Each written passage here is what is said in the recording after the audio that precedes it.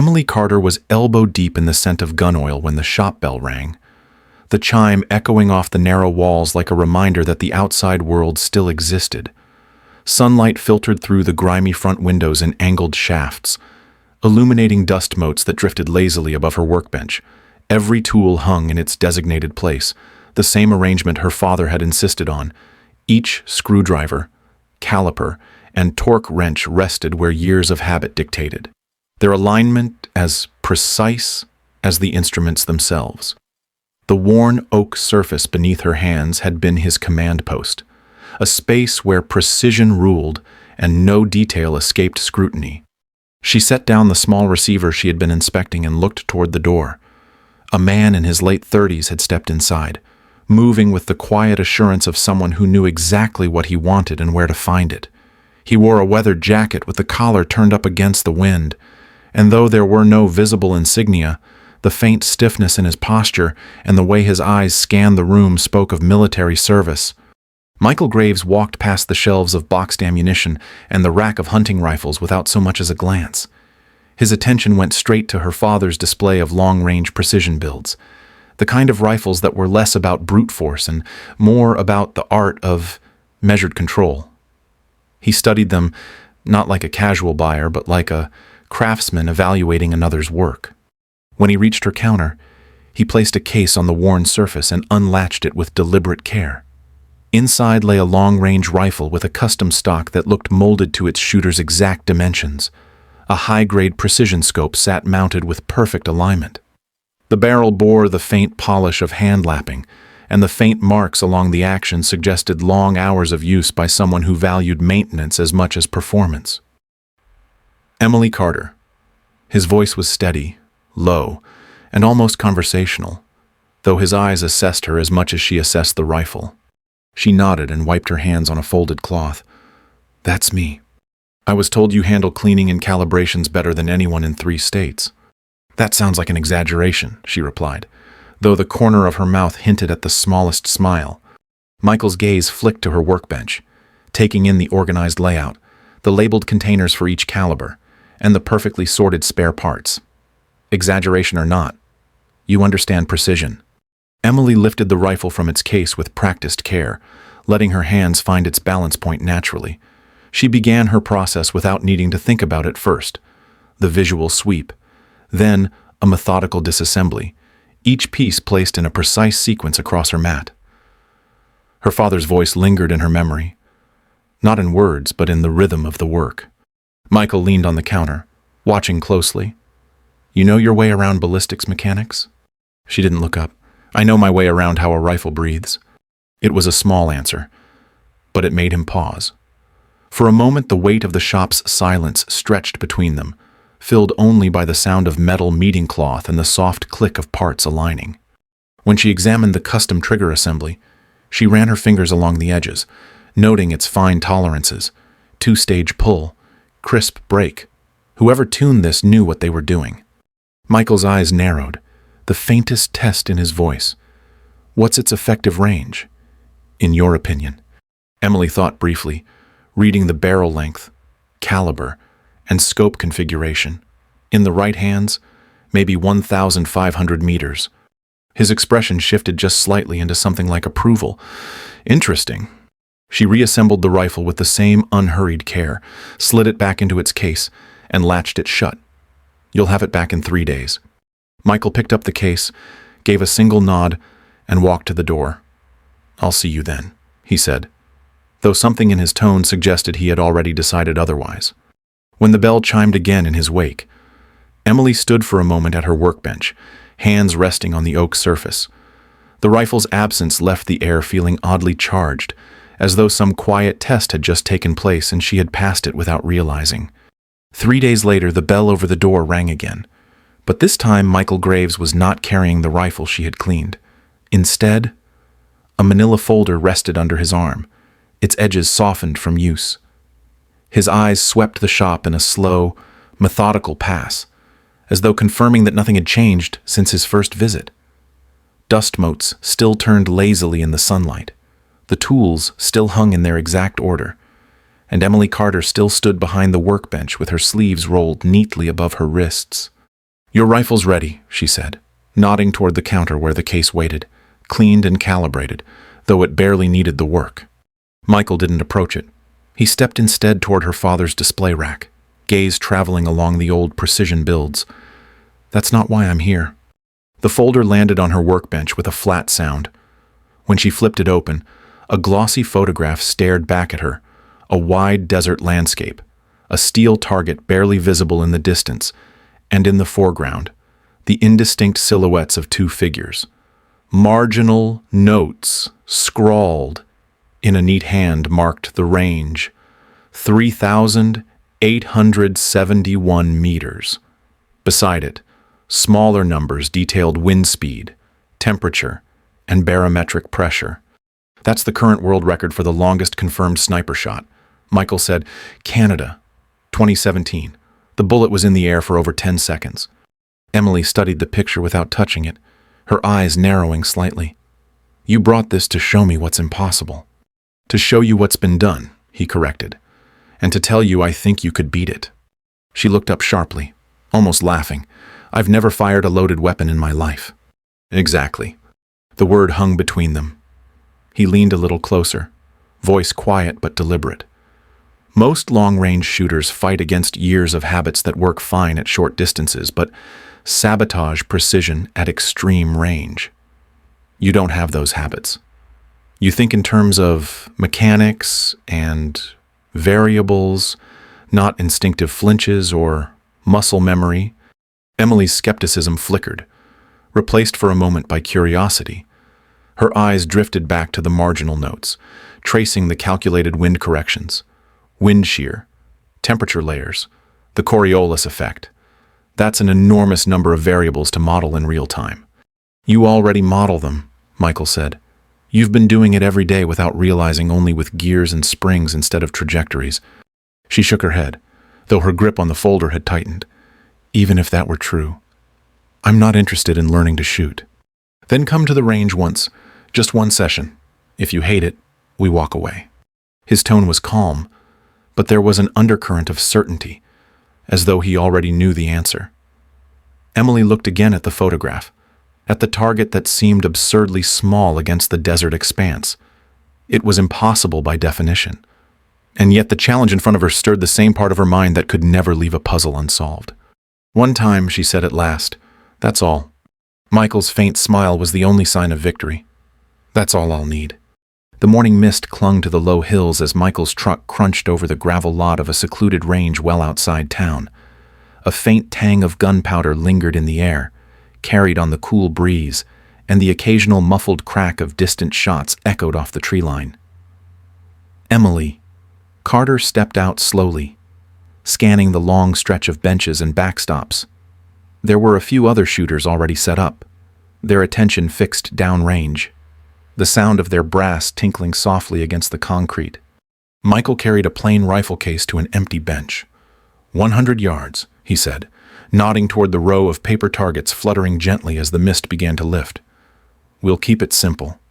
He unzipped the case to reveal a standard bolt-action rifle, no custom stock, no specialized optics. Just a clean, well-maintained tool. The cold gleam of the barrel caught the morning light. Emily picked it up hesitantly, surprised by how natural the weight felt. The metal was cool under her fingertips, the checkered stock firm against her palm. Michael began running through the safety rules, each one crisp and non-negotiable. Always treat the weapon as loaded. Never aim at anything you don't intend to destroy. Finger off the trigger until ready to fire. She listened carefully, her attention exact and unwavering. He demonstrated the stance, the way to align her body behind the rifle, how to breathe and let the scope's crosshairs settle. Emily mimicked him with precise adjustments, shifting her elbows and shoulders until the position felt mechanically correct. Her first shot broke the quiet with a sharp crack, the recoil firm but not jarring. She blinked into the scope, seeing a clean hole punched into the paper several inches left of center. Michael said nothing, but through the binoculars, his eyes tracked every detail. "It's off-center," Emily observed, already working the bolt for a second shot. "If it were my trigger pull, I'd expect vertical error as well, The alignment felt true, so either the scope's slightly out or the rifle favors left under this barrel temperature. She adjusted her aim fractionally and fired again. The next round cut closer to the bullseye. By her fifth shot, the grouping had tightened into a cluster that could be covered with a hand, each impact landing nearer to center. She didn't smile or exclaim.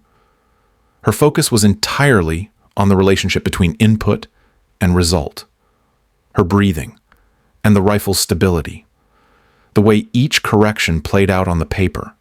The other shooters down the line began glancing her way, some openly watching between their own strings of fire. Michael stayed silent, only lowering the binoculars long enough to shift his stance. His expression was unreadable, but his grip on the glass had tightened. When Emily's 10th shot cut into the same ragged hole as the 9th, she sat back slightly and examined the paper through the scope. "Better," she said simply, though there was the faintest edge of satisfaction in her tone. Michael finally lowered the binoculars, letting the strap rest against his chest. "Most people don't group like that on their first day," he said, voice quiet enough not to carry beyond their bench. Emily glanced at the paper again. "The range is short, the wind's minimal, and the lighting's even. It's a controlled environment. Anyone could do this with enough attention to detail." But the paper target told a different story. In the center of its white field, a cluster of nearly touching holes marked the morning's work, the first tangible sign of something more than careful aim. In the calm between shots, the binoculars resting against Michael's chest became more than a tool. They were the lens through which potential had just come into focus. The weeks blurred together in the low hum of engines and the rhythmic cycle of load, aim, fire, and adjust. Michael kept extending the distances, first to 300 yards, then past 800, until the targets were little more than pale dots against the scrubland. Emily no longer needed reminders about stance or breathing. Her focus had sharpened into something precise and unyielding. Each shot followed by a calculation, each miss feeding an immediate correction. Back at the shop, the order that had once been absolute began to slip. A thin film of dust settled on the counter where customers once leaned. A pair of measuring calipers lay abandoned on a stool, and a box of small machine screws sat open for days. The workbench was still immaculate when she used it, but now it was more often covered in weather charts and ballistic tables than the parts she used to repair. One afternoon, a front rolled in fast, wind snapping range flags until they cracked like whips. Rain drummed against the steel roof of the covered bench, each drop sharp against the metal. Michael was ready to pack up, but Emily stood with her hand on the weather station's readout, watching the numbers shift.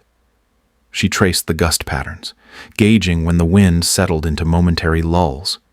When she finally fired, the shot cut the center of the target at over 1,000 yards.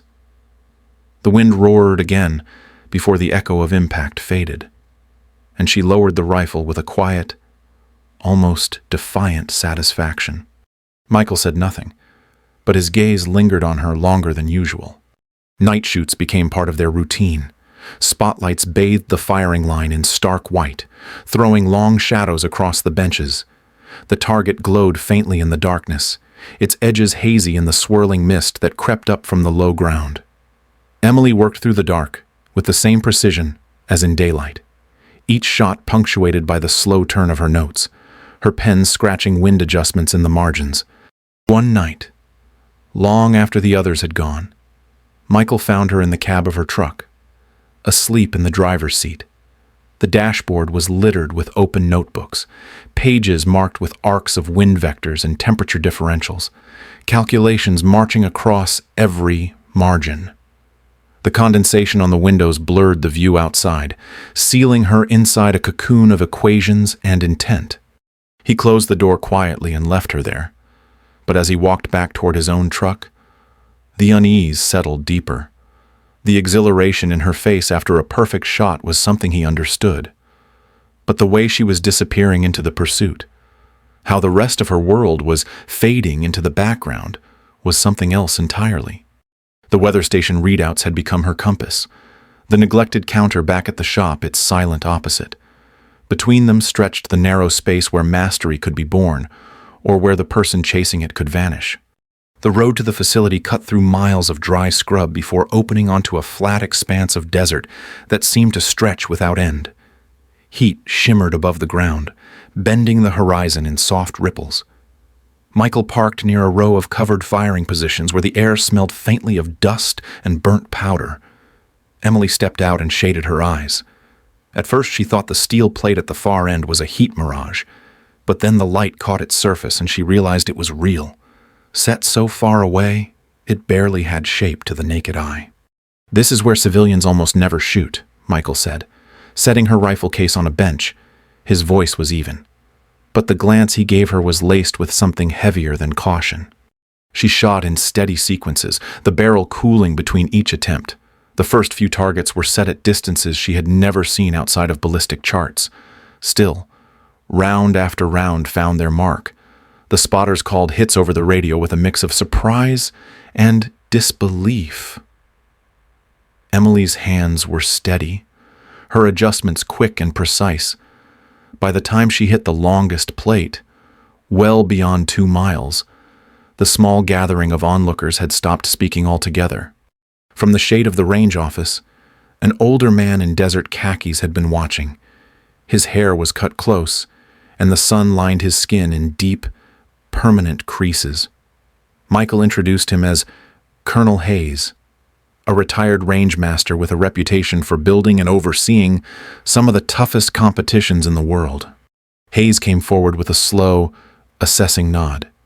"You ever heard of the International Extreme Distance Challenge?" Emily shook her head. "It's the only sanctioned match at the outer edge of rifle capability," Hayes said. "The current record is 3,871 meters, 3 shots allowed in 1 day. Miss them all, and you don't just lose, you're banned for life from every recognized extreme competition. No exceptions." Michael's shoulders stiffened, but he stayed quiet. Hayes set a folder on the bench between them. The cover was stamped with the event logo, and inside were photographs of past winners standing beside their targets, their rifles dwarfed by the distance they had bridged. Handwritten notes marked range conditions and shot timings. "From what I saw today," Hayes said, "you've got a better chance than anyone I've met in the last decade." Emily studied the image of the record plate, a slab of steel almost lost in a desert backdrop. It looked impossibly far, the kind of distance that mocked confidence. Yet the thought of standing in that firing lane, calculating the path of a bullet across shifting air, lit something in her chest. Michael finally spoke. "It's not a small risk. If you miss, the door closes forever." She looked at him, her expression calm but certain. "And if I hit?" Hayes smiled faintly. "You'll have done what no one else on Earth has managed. At least, not yet."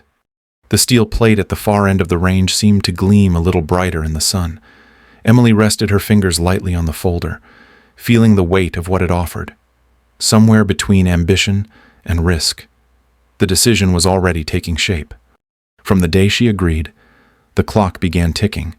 6 weeks to prepare for the kind of shot that would either put her name in the record books or close the door forever. Hayes moved quickly, securing the best rifle and optics, reserving a private section of the long-range facility, and arranging meetings with sports psychologists who specialized in competition stress. Michael oversaw the rest, making sure the rhythm of training balanced technical work with mental endurance. Mornings started before the sun cleared the horizon. The desert air at sunrise was cool and sharp, the light soft enough to change the way the reticle sat on the target. Emily drilled over and over, fine-tuning her shot cycles while a stopwatch hung from the bench. Its steady tick reminding her that hesitation could be as costly as haste. By sunset, the light shifted again, the target blurred by long shadows and deep orange haze. She learned to read those changes and adjust without thought. Between shooting sessions, the rifle became a constant project. Hayes brought in a master gunsmith to adjust the stock to Emily's shoulder, tweak the scope's eye relief, and set the trigger to a break that matched her exact preference. Every adjustment was measured, tested, and logged until the weapon felt like an extension of her own hands. Michael introduced pressure drills. He invited a small audience spotters, range officials, and competitors to stand behind her as she worked.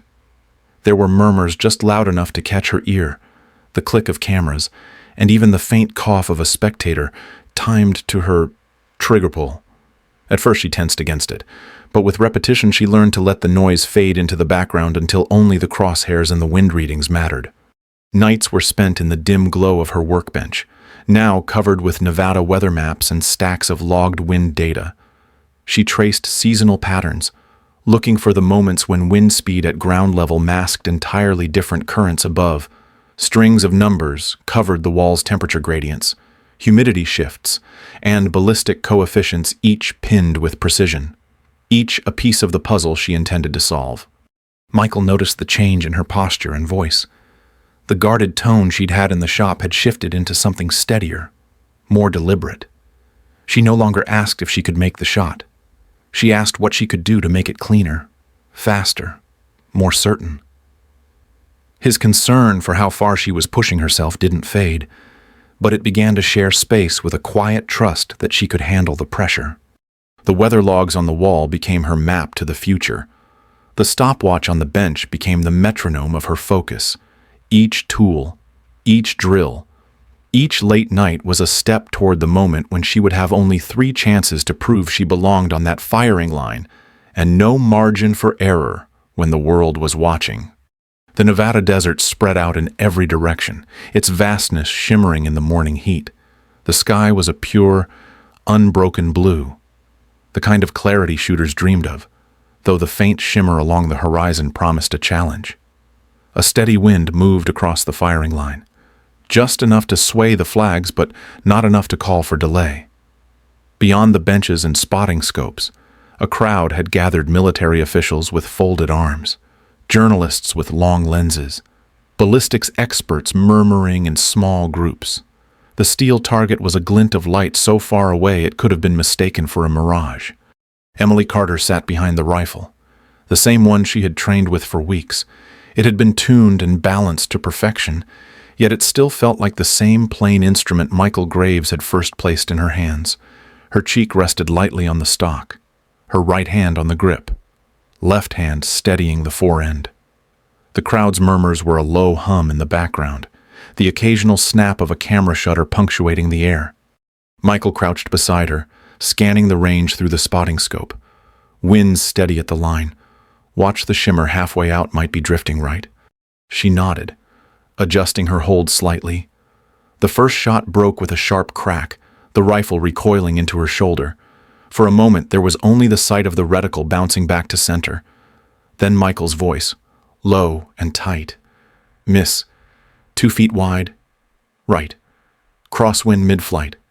The crowd shifted, whispers trading back and forth. Emily rolled her shoulders once, chambered the next round, and let her breath out slowly. The second shot came smoother, her timing precise. The sound seemed to vanish into the desert before the spotter's voice called, "Frame hit. You're inches off." Michael leaned close, his voice barely above the wind. "You've got it. Don't rush." Her eyes stayed on the target, but her mind drifted for a heartbeat to the workshop.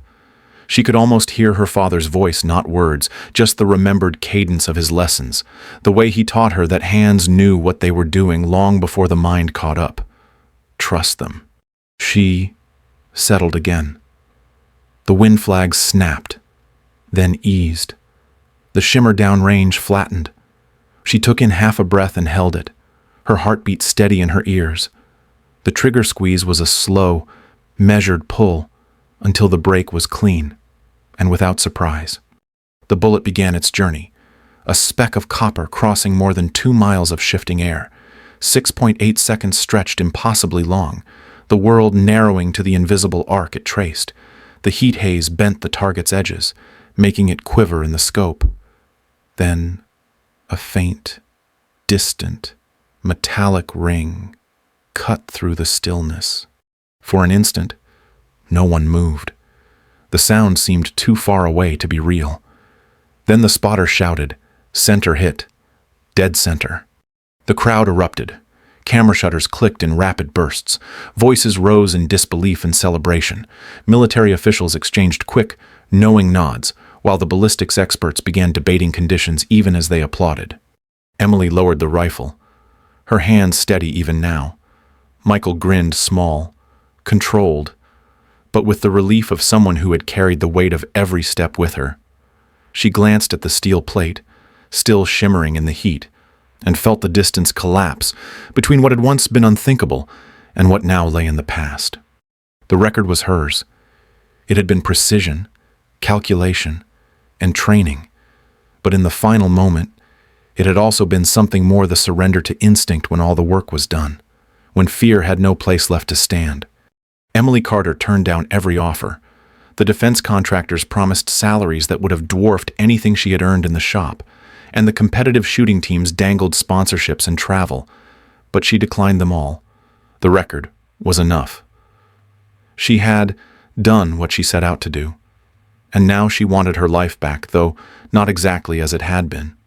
The shop reopened with the familiar chime of the front door, sunlight spilling across the same rows of tools her father had once kept in perfect order. Yet the back room had changed. Where dusty storage shelves had been, there was now a clean, open space, lined with benches and targets for dry drills. Michael Graves was there almost every day, helping her build a program that wove together the fundamentals of marksmanship with the pattern-reading instincts that had carried her across nearly 4,000 meters of desert air. The rifle from the record shot hung in a simple mount on the wall behind her desk. Visitors sometimes asked about it, and she would answer with the distance, the time of flight, and a few words about the weather, but never about the crowd or the cameras.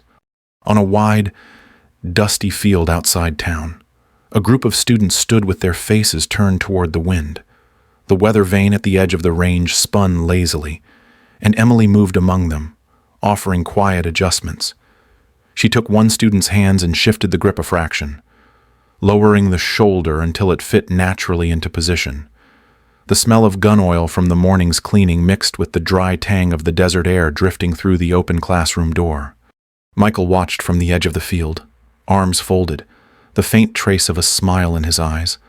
Emily's voice carried just enough to reach the students but not beyond. She never raised it, never made herself the center. The weather changed. It always did. The vane shifted. The students read it, and Emily nodded. The lesson had taken.